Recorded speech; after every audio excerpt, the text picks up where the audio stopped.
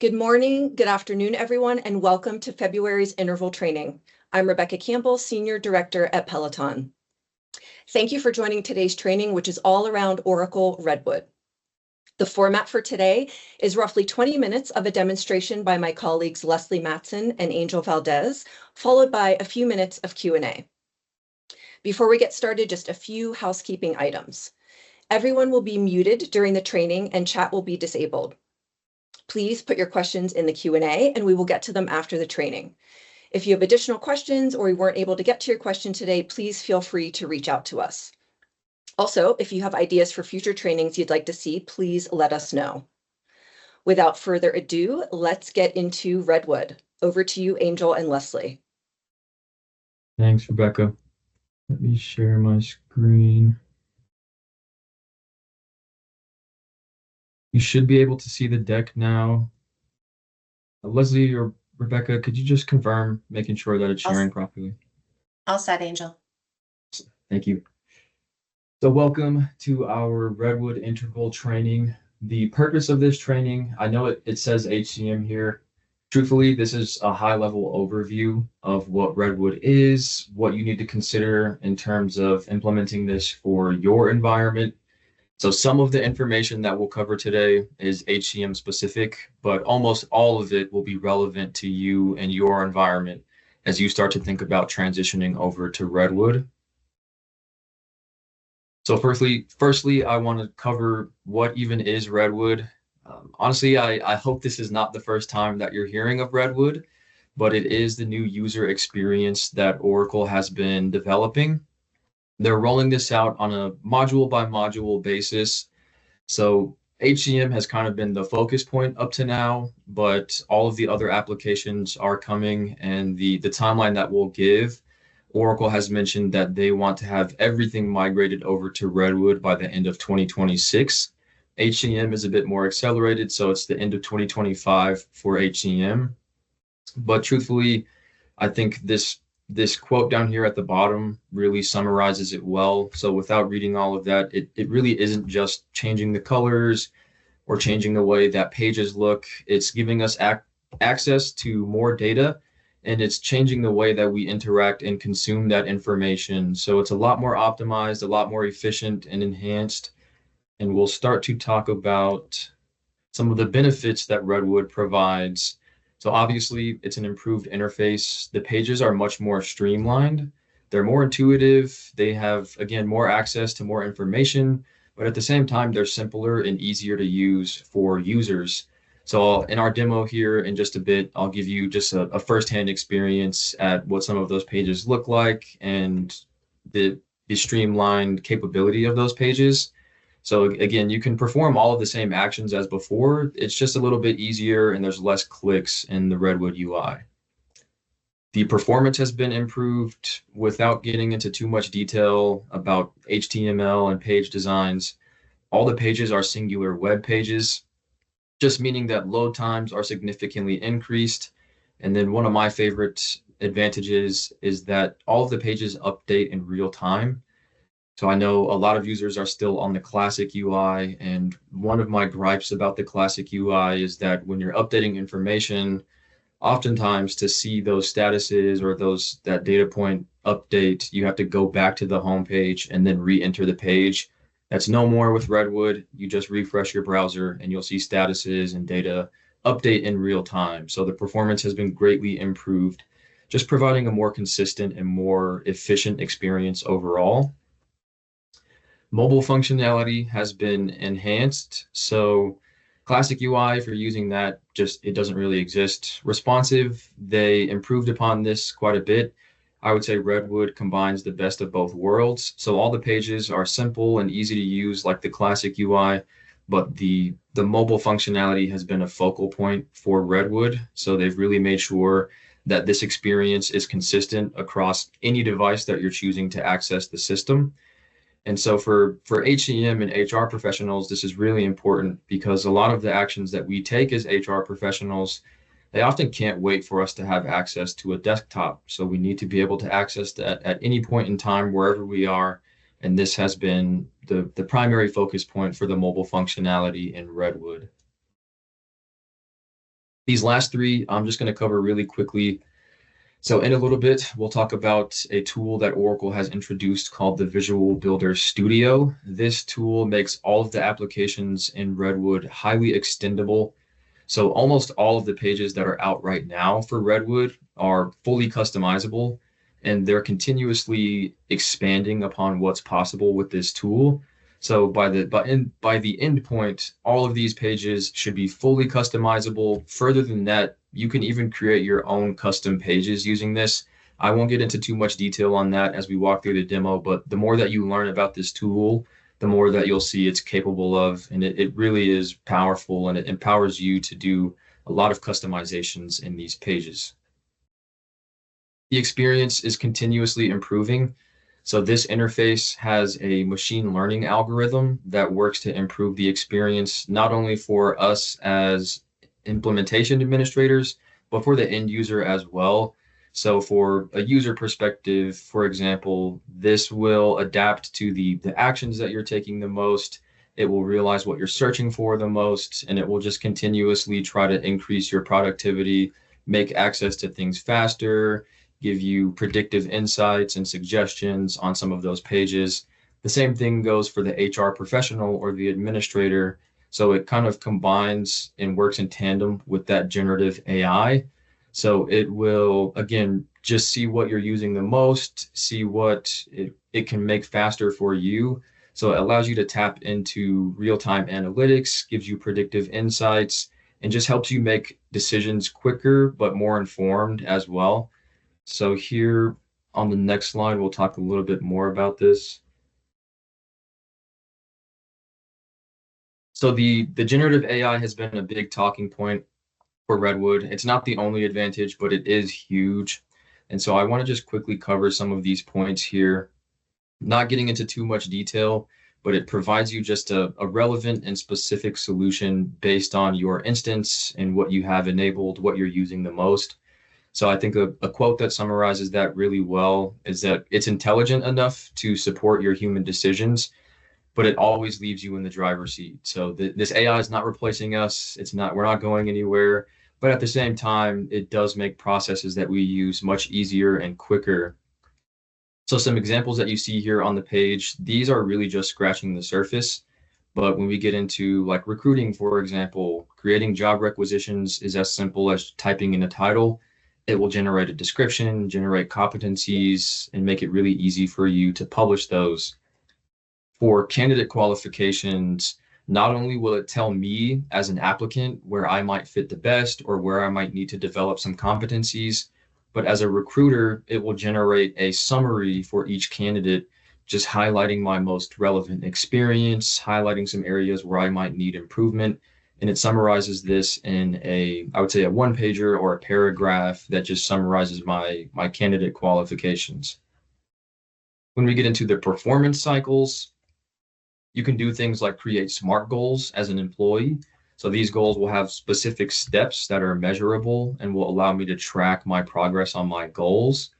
When it gets into performance reviews, it can summarize all of the comments and the feedback that you leave as a reviewer, so that it will list out any development tips, any competency suggestions, like this next point, so that you don't have to write all of that out as a reviewer and rack your brain on the right verbiage and the right way to list these out.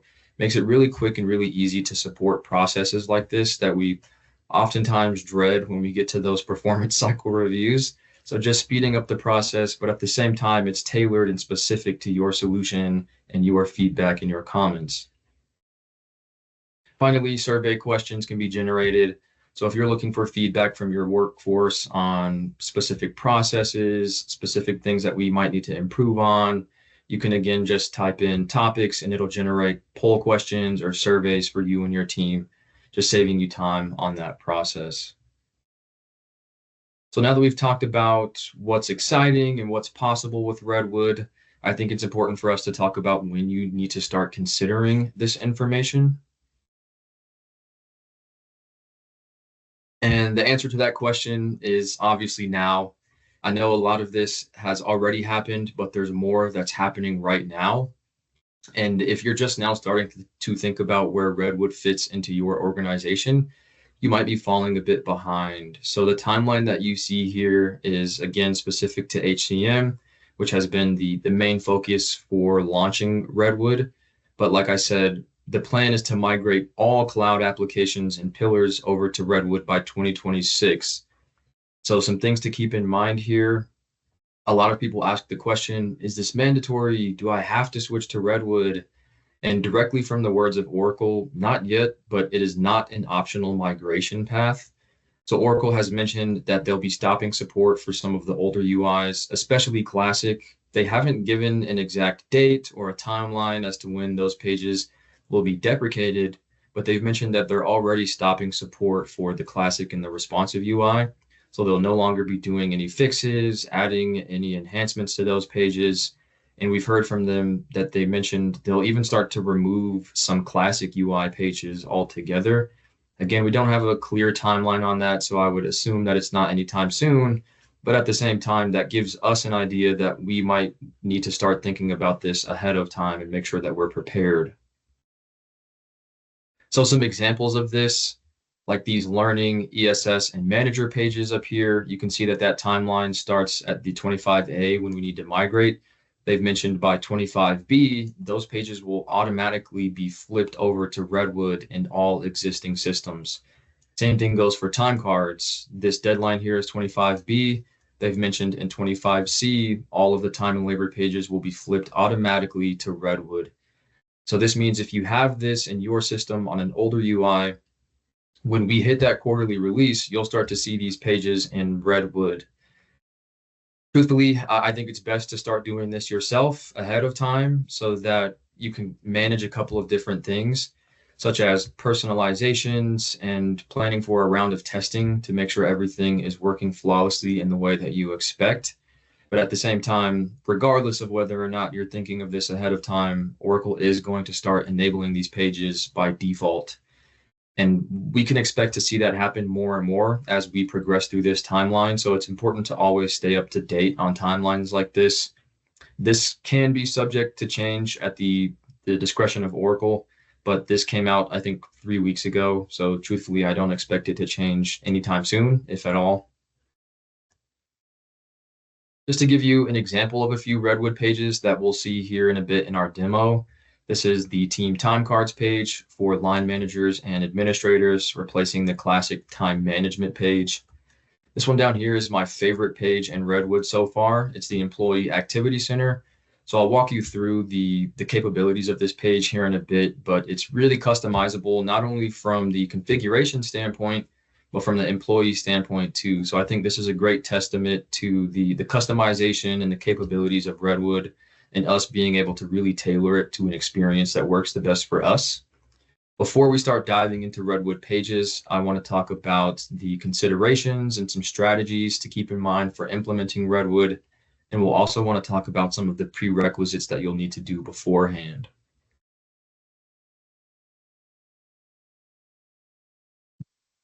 So the most important prerequisite piece that Oracle has really been stressing is to review your environment for personalizations.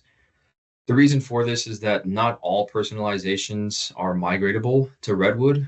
Most of them are, but in the instance that a personalization or a customization you have is not, you'll want to start developing an alternative solution to manage that. And like everything else, Oracle is working on expanding what's possible here.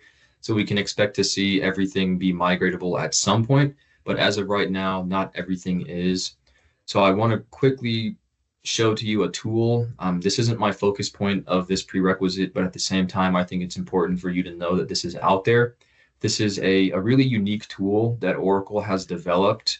What it will do is read through all of your personalizations in the system and generate reports that look like this.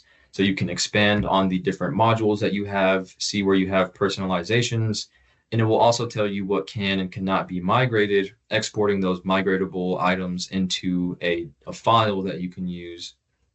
So here on my next slide, you can see this is a taste of two different things. This page is the Visual Builder Studio that we'll talk about in just a bit. But you can also see this is where you would import those migration files for personalizations using that tool that we were just talking about. So it's really flexible and easy for us to use, but it's important to keep this in mind as you start to think about your transition and the personalizations that you might want to move over. The next piece to keep an eye on is security. So some modules have privileges that are specific and they were introduced solely for Redwood. And without these privileges in your custom roles, you might run into access or data issues as you try to navigate through those Redwood pages. So what's important to note here is that you're always staying up to date on the latest security reference. This link that you see here is specific to HCM, but you can find this for any pillar. Just search SCM security reference, for example, and you can find a link just like this with all of those privileges inside. Finally, the most critical prerequisite. I know I said the personalizations were the most important, but truthfully, they're optional. If you decide you don't want to move any of those over, you don't have to. This is not an optional step. You cannot skip this.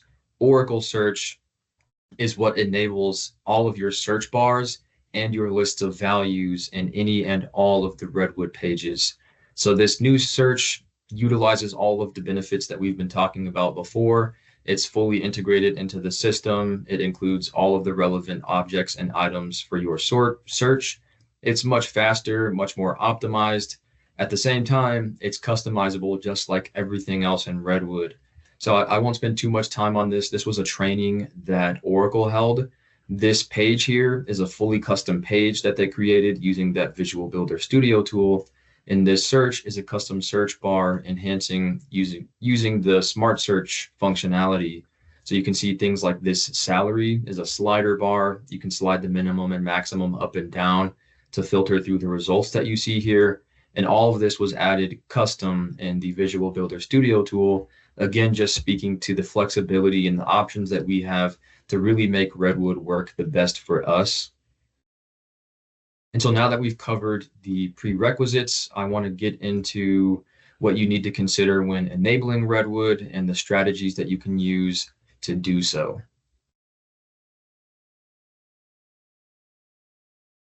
So when you start thinking about turning on Redwood, I'd say it's a relatively straightforward process after you've completed those prerequisites. So the most important part is the first step that you see here. And again, it's just staying up to date on all of the documentation. So there's what's new documents that Oracle releases for each module each quarter. And there's also implementation guides that are updated each quarter as well. So you'll want to find those documents relevant to the module that you're thinking about enabling. And within that, you'll be able to find the profile options that you need to turn on. So the profile options, I would say, are the driving force for turning on Redwood pages. They're the most important piece for you to be able to see those pages. But also in those documents, you'll find any scheduled processes that you might need to run for your module. And so sometimes these need to be run in between profile options or after profile options are enabled. So again, it's speaking to the importance of staying up to date on that documentation, because I've also seen some of these scheduled processes change in terms of what's required from quarterly release to quarterly release. So again, just always stay up to date, find your options, find your scheduled processes, and make sure that you're turning those on based on what's in the documentation. And then finally, you can start to begin to migrate those personalizations that we talked about earlier once you've enabled all those options and run all of your scheduled processes. So that's short and sweet. It's really not a complicated configuration process. And now that you know that what it takes to enable Redwood, I want to just talk about a few strategies that you can use to do so. I guess I'll preface this with saying, take this with a grain of salt. There is no right or wrong way to enable Redwood. These are just a few that I've seen personally and that Oracle recommends kind of from the get-go. I would say the most important thing to keep in mind here is that timeline that we reviewed earlier. So some of those pages are coming up towards the end of their timeline and they'll start to become automatically enabled. If you find yourself using those pages and coming up close to that deadline, it might make sense to start to enable those. Apart from that, honestly, we see customers take different strategies. Page by page is a really popular one. If you're using time and labor or talent management or something like that most often, it might make sense to consider that one. Another big one is your HR business processes. So if you have mid-year review cycles, right now would be a good time to start thinking about that. Maybe I can start to turn those pages on, get some trainings out, get everybody prepared for that for our next review cycle so that we can do that on the Redwood pages. With that said, regardless of which of these strategies you choose to use, you should always be thinking about your change management strategy. Whether we like it or not, there's going to be some changes coming with Redwood, and it's important to always make sure that your workforce is prepared for that ahead of time. I think all of the changes coming from Redwood are changes for the better, but regardless, some things may not just be the same as they were before. So with that said, I'll pass it over to Leslie, who will begin to talk about some change management strategies and adoption approaches that you should keep in mind as you start to navigate through this. Thanks, Angel. So as you consider your approach to enabling Redwood, it is critical that you take a structured approach to managing the impact on your employees. A successful transition depends not just on turning on the technology, but how well you prepare your stakeholders, document the impacts, and execute a smooth rollout. So our approach is to first start by assessing the stakeholders, identify who will be impacted by the changes, work closely with the implementation team to map out the affected users and understand their specific needs. This will ensure that you have the right level of support to provide throughout the transition. One note here is I often work with security matrix and the team handling security to make sure that we have all of the impacted stakeholders identified by role and we know what's going to change when for them. Next, it's really all about documenting the impacts. So as with any updates or enhancements that you do, some elements of the user interface, some workflows, some functionality is going to change. So our goal here is to really document the before and after state, making it easier for users to understand what's different. And really understanding that delta is critical for effective communication and training. So once we understand who's impacted and what's changing, we need to review the existing materials, standard operating procedures, any kind of documentation that's out there. Some of this content will need to be updated to reflect the new experience. Confirm what materials are still relevant, where there are updates that are required, and ensure that the users have the right information at the right time. Develop a comprehensive training and communication plan. This plan should be tailored to different stakeholder groups, ensuring that everyone gets the right information at the right time in a format that works for them. It could be live training, it could be quick reference guides, it could be self-service content. You get to decide that. And then finally, execute. Execution is where everything really comes together. So having clear communication, targeted training, updated documentation is needed. I also recommend conducting follow-up surveys to confirm that stakeholders feel supported and are able to navigate the updated screens effectively. So by following the structured approach, you can really minimize the disruptions and improve adoption to make sure your teams are prepared for when Redwood goes live. So beyond that structured rollout process, there are just a few best practices that can make the transition a little bit smoother for you. So the first one here is focus your messaging on the benefits.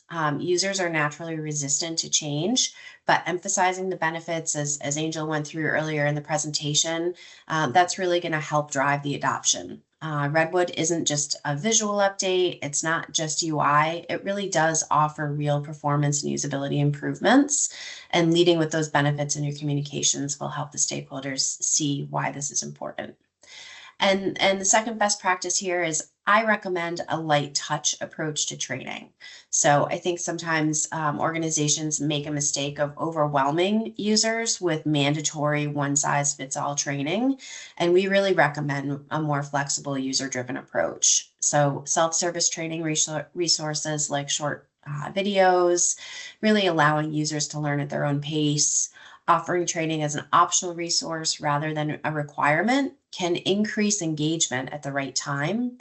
And just-in-time training ensures that users get the support they need when they need it.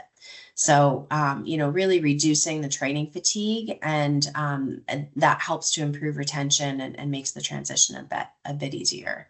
So combining that structured rollout we talked about on that last slide with some of these best practices can really help you to adopt Redwood successfully.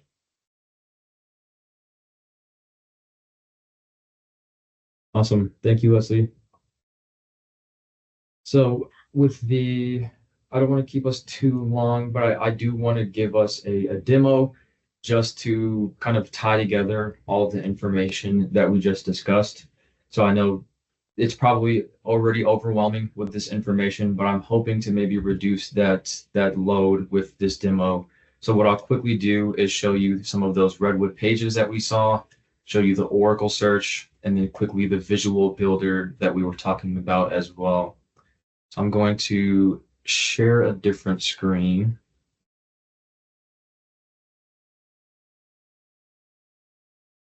You should be seeing our environment now, our demo environment. So I'm logged in as Curtis, who is an administrator user. He's got access to everything we'll need to see today. Firstly, since we're already here, I'll just show you this Oracle search bar up here. Again, this has been greatly enhanced and improved upon with that Oracle search functionality that we mentioned earlier. So you can see using that machine learning, it creates my favorites up here with some of the pages that I visit the most. I've got recent items, my favorite actions, and then I can also access my reports here as a line manager. And this is where you'll see that Oracle Search is integrated into the entire system. So I can access virtually any page from this search bar without having to navigate through all of the different pages. So it makes it really easy and consistent and efficient for me to use this search bar and access anything I might need to do with my direct reports. Moving on to my favorite page, the Activity Center. I love this page. It has just about everything you can need here from an employee standpoint. So like I mentioned, up here, you'll see relevant information. We know tax season is here. I've got my year-end documents. I have some learning items that are overdue or to make sure that I'm in compliance. I can see my career growth up here as well. These are my favorite actions. So these are what I find myself doing the most. Speaking to the flexibility of the Redwood pages, you can see, again, all of the HCM pages are listed in here. Maybe I've already done my taxes for the year and I want to change this. We just finished up a project. Maybe I want to give feedback to my project team members as I have time throughout the next couple of weeks. So I can add this as a quick action instead. Again, just speaking to the flexibility and the customization options that we have within Redwood. I'll see all of my activities down here. It's just a lot cleaner of a look, more efficient, but it's also more comprehensive. I can access so many different things from just one page instead of having to memorize a bunch of different navigations. I think in the connections, yeah, in my About Me, I can show you quickly the AI. So again, this is all customizable. These cards can be changed. But if I want to just quickly show you an introduction to the AI assist, if I want to change this, you'll see it creates a generic but really useful About Me section. So it's considering how long I've been hired, it's considering my job title, some of my expertise strength areas, and this is just scratching the surface of what's possible with that embedded generative AI in Redwood. So a really useful feature that you'll see across a ton of different Redwood pages. And then finally, with the last few minutes here, I will jump into the time card. This is coming up close to that timeline date that we were just seeing. And so we're seeing a lot of people switch over to the Redwood time card right now. If you're familiar with the other UIs, you'll see it's kind of a combination of the best of both worlds. You've got the classic UI, the horizontal kind of grid-like view, but you've also got the cleaner, more efficient view of the responsive UI. So we don't have actions spread across the entirety of the header here. We've got actions drawers. We've got right-click actions, just cleaning up the space, making it easier and more simple for me to use, making it less likely for me to get confused as a user. But the reason I want to show you this here is within any Redwood page that has this Redwood in the URL, you'll be able to edit the page in the Visual Builder Studio. And this is the tool I was mentioning. Again, I don't want to get too detailed here because you really can get overwhelmed with the amount of information in here. But what you'll see at the top is there's going to be an expressed and an advanced mode. The express mode is really what you'll be using from a functional standpoint. So without having any technical knowledge, you'll still have the ability to customize. On the right-hand side here, you'll see all of the delivered components that I can customize. So really flexible in a way that we can tailor this that works best for us.